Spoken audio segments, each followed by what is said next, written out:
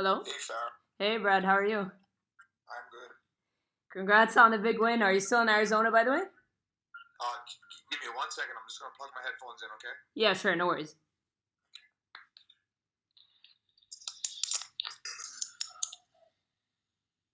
Okay, can you hear me? Yep, all good. How's it going? Okay. Good. I'm actually back in Las Vegas already. Oh, yeah? Did We you? drove out. Oh, nice. Yeah. How long was the drive? I think it was about 4 hours. Okay, cool. Oh, Yeah, congrats. so we left right after the fights last night. Oh, awesome. Well, congrats on the big win. Big win for you. Your first finish since 2011. Not without a lack of trying, of course, but how did it feel to finally get the finish? It felt great, you know. It's one of those things that um, I never really like sweat it over too much, but after like just thinking about it, you know, like when I got into this sport, that's what I was doing. I was just killing guys, you know, finishing them. And then even right up leading into the beginning of my UFC career, my first fight to get into the house, I knocked the dude out in the first round. My fight against Baroni, knocked him out in the first round. So it was something that, you know, like after a while, I in the beginning I hadn't really thought about it, but after such a long time, I was like, you know, like what? I wonder, like, trying to figure it out, like what it is, and definitely felt great to go in there and put somebody away. But at the same time, now that I've been thinking about the feeling, like it still feels like a win. I mean, you know, like I'm not. It definitely it's more gratifying. You know, it's a little more exciting just getting to put this guy away. But like I say, at the end of the day, the victory is most important. Nice. And you felt like you were up the first two rounds. Was there a specific message that your corner gave you going into the third round, or is it just an opening that you saw? Yeah. Yep. So in in between the second and third round, I also felt like I was up 2 rounds, but I like exactly what my corner told me, especially what Ray had come in and said. Ray came in and said, "Hey, look, basically, I don't remember exactly what he said, but basically to the gist of, we think that you should be up 2 rounds, but we don't know how the judges saw it, so I need you to go in there and win this. Make sure you win this round, you know, and like pick it up, get in there, and let's get this, you know, let's make it dominant, let's make it clear, you know, so because you never know how judges see things, you know, like I felt like while I'm fighting, I felt like I was dominating the fight, and then when I watched it back, I was like, okay, yeah, I feel like I won those rounds, but at the end of the day, you never know how the judges are gonna see it. And did the fight play out the way you expected it to? I mean, did anything surprise you at all? What was your game plan going into this one? My game plan was the same as it always is, pretty much. You know, just the main thing is just stay sharp and smart and be you. Um, I'm, you know, like I feel like I'm one of the best, if not the best striker in the 185-pound division, and you know, maybe one of the best in all of the UFC. Um, I can mix it up everywhere, you know, with my boxing, my kickboxing, my knees, elbows, whatever. On top of that, I'm fast, I'm strong, you know, I hit hard. So it's always just go out there and do you and dictate this fight. You know, don't let the other guy, whoever that opponent is, dictate this fight. But one thing in particular, we knew that against this guy in particular and against southpaws, you know, you just want to keep firing that two down the pipe, and eventually it ended up landing. It ended up being an overhand out of the clinch. That's another thing that we were, you know, streaking off the clinch. But yeah.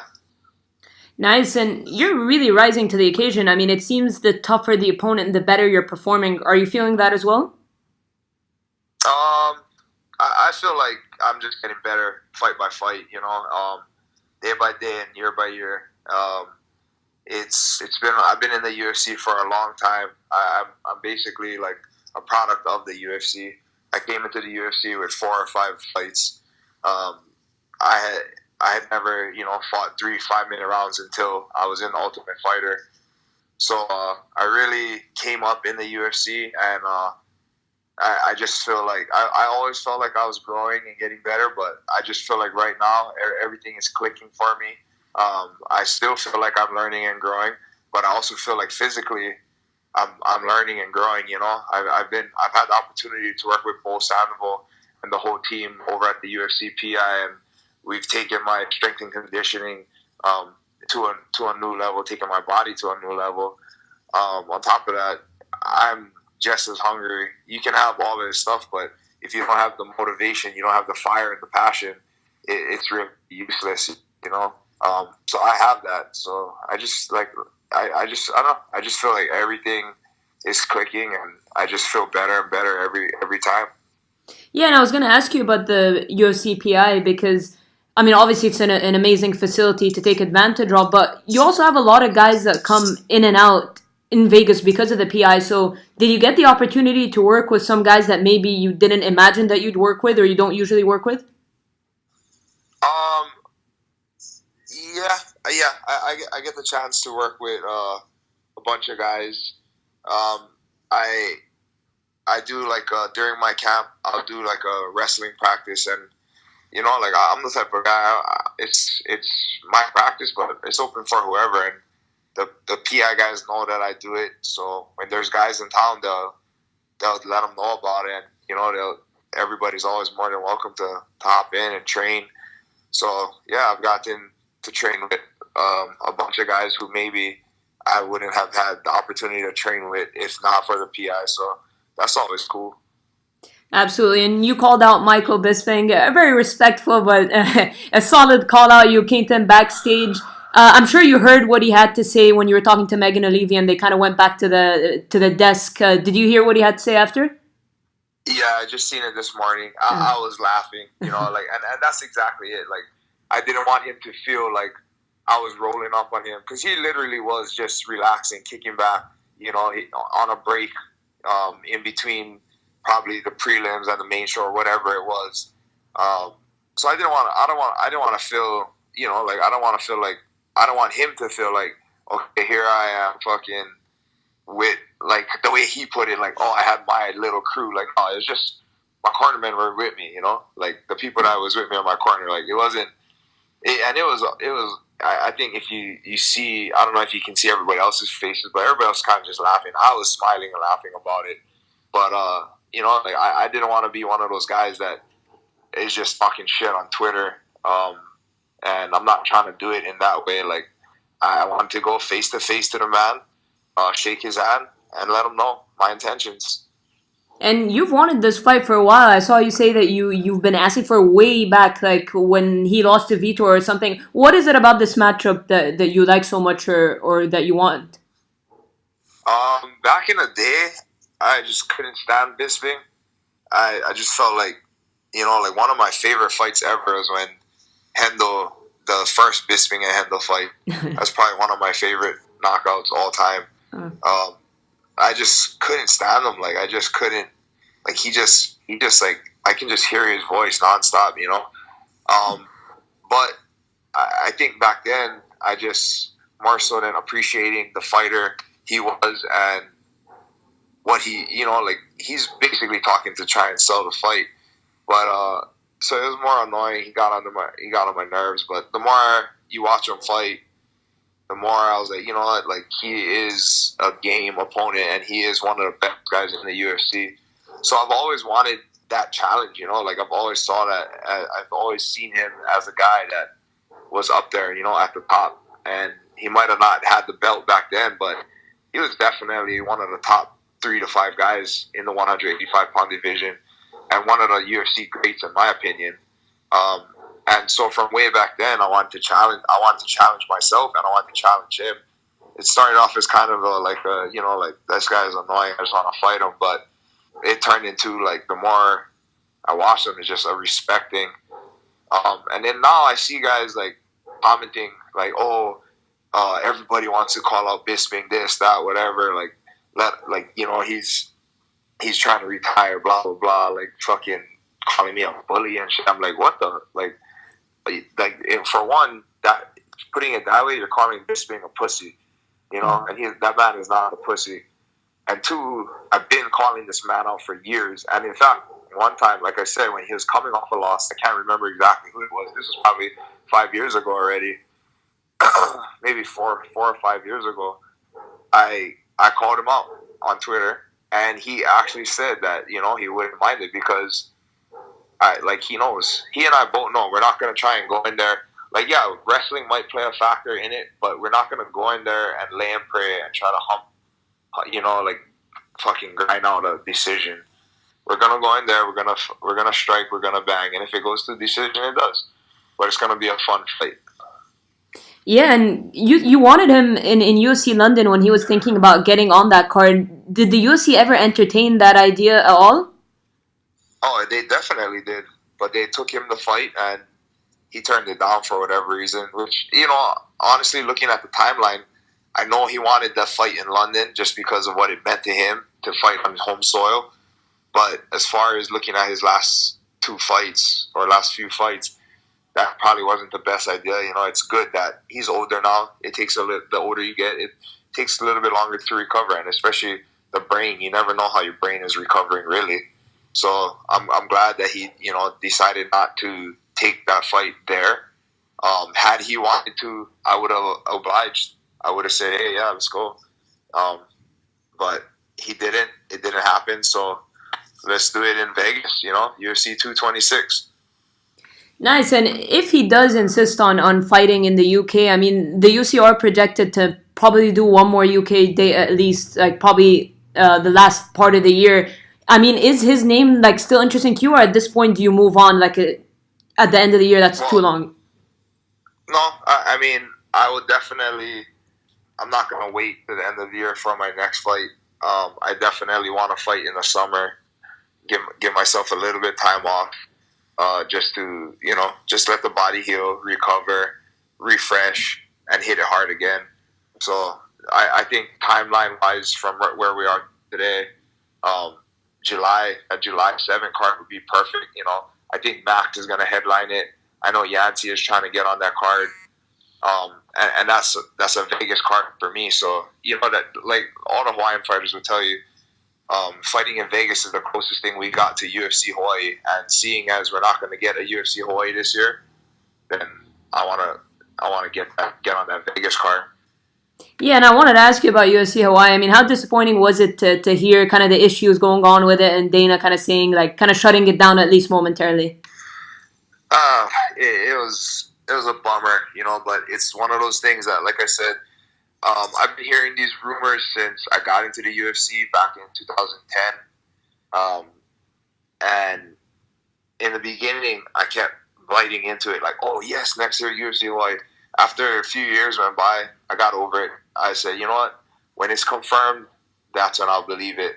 I think 2 years ago maybe, I had heard a rumor and back chatter, like, amongst some of the people that actually make some decisions, that there was going to be a UFC Hawaii, and then that didn't end up happening. And then this most recent push for it, the thing that gave me the most hope was that finally, for the first time, we heard chatter on the HTA, the Hawaii Tourism Authority, the side of things, saying that, okay, we're going to come out, we're going to entertain this. This is something that we want to possibly bring out to Hawaii.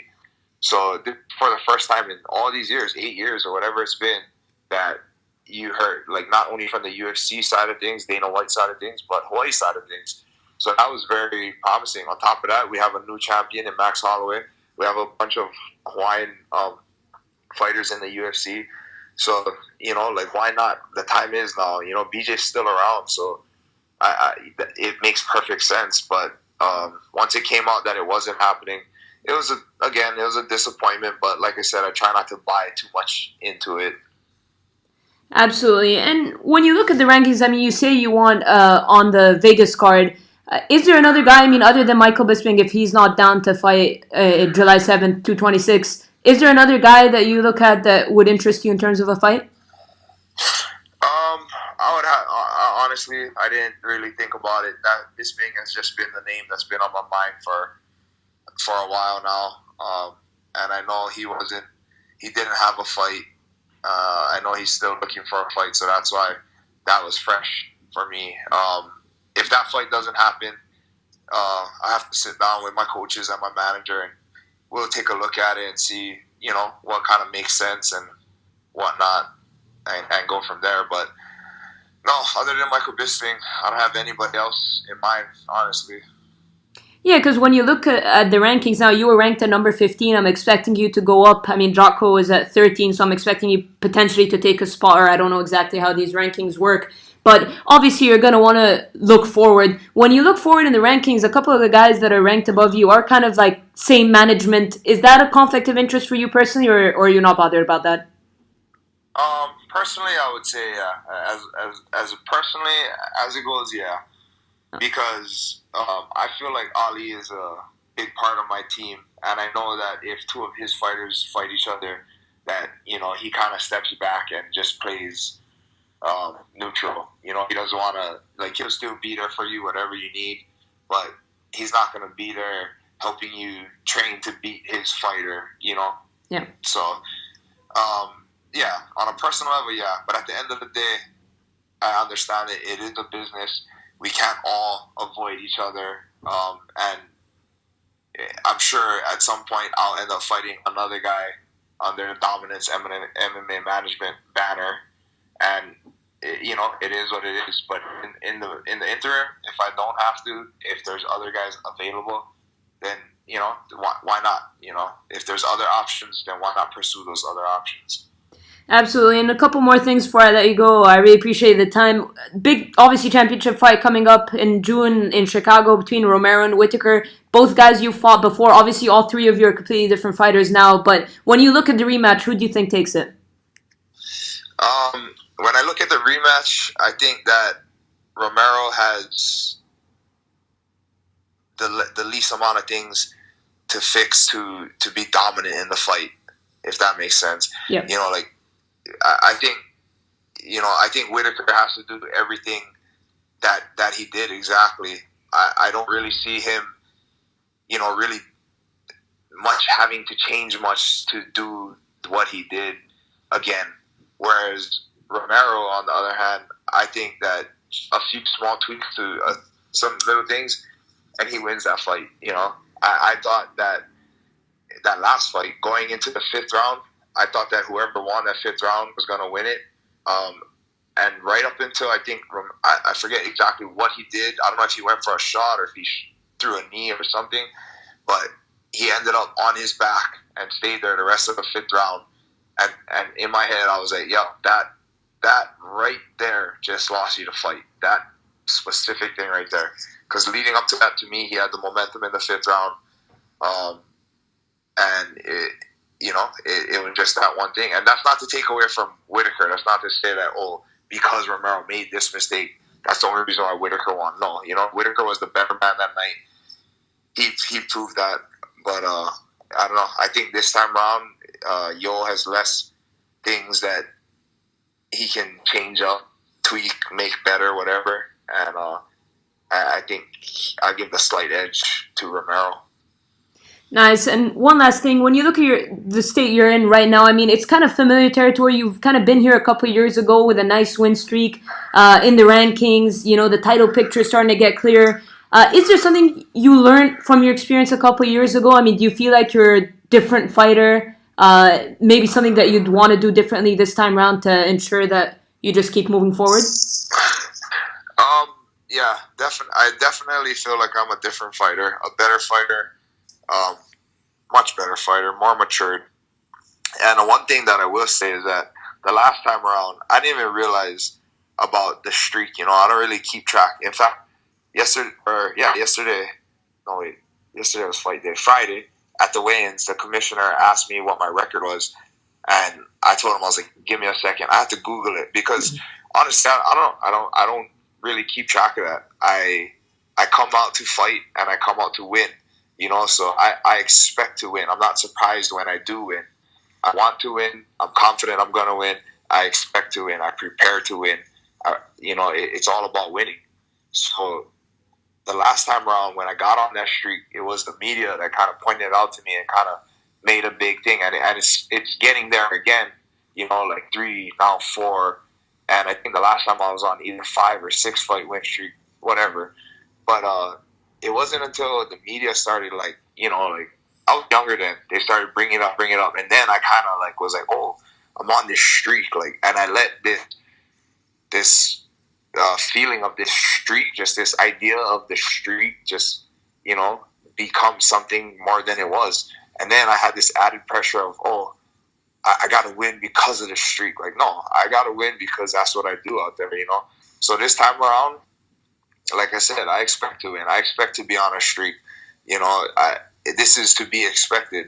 So I'm not going to really think about it. I know it'll come up. I know after my next fight, my next victory, it'll come up. It'll be an even bigger, now I'm onto a bigger streak. So now they'll be like, oh, you're on this win streak. You're tied for this, blah, blah. All the stats will come up. I ain't going to let it get to me. It is what it is. It's a streak, yes, but, I'm not concerned about it. I just want to keep fighting, keep winning, and get to the top. Definitely. And one thing that has changed is you have an Instagram account now. What made you give in? Yes, I do. So for a while now, everybody's been bugging me like, oh, make Instagram, do Instagram. Yeah. So many people even offered to, I'll do it for you. You just tell me what you want to put. I'll post a picture every week or whatever, blah, blah. And I was always like, nah, if I ever do it, I want it to be authentic. I want my followers, my fans to get the real me, like real responses, real pictures, real vibes of what I'm feeling and thinking and doing. I want it to be organic. So anyway, that had, people were bugging me. Last year sometime, my manager, Ali, texted me out of the blue one day, brother, you need to make Instagram. I am serious. So I texted him back, okay. So right after that text message, I went on Instagram. I tried to get at Brad Tavares. For some reason, there is no at Brad Tavares, but it's not available. So I made Brad Tavares _ or something like that. And then I told him, I was like, okay, done. I did it. So I held up my end of what, he told me to do it. I did it. But I just never did use it. And then I think after my last fight, Eric and I were hanging out at the hotel. And then he was asking me about it. And I was like, yeah, I don't use it. And he was like, let's change it to Brad Tavares 808. And I was like, I don't care. You can change it to whatever you want. I don't use it. So he changed it. And then he started tagging me.